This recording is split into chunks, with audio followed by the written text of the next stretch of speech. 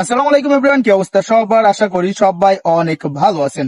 জীবনে প্রথমবার একটা পাখি মেরেছি, আর এই পাখিটাকে আমাদের এলাকার ভাষায় বলে গাং শালিক, অনেকেই আবার বলে ঘু শালিক।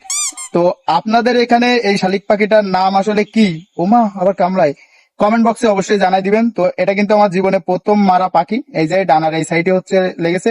পাখিটা কিন্তু আসলে অস্থির, যদি একটু দেখাই। পাখিটা কিন্তু দেখতে অনেক সুন্দর, কিন্তু জানি না কেন গ্রামের মানুষ এটাকে ঘু শালিক বলে। আমি অবশ্যই কখনো এদেরকে ঘু খাইতে দেখিনি।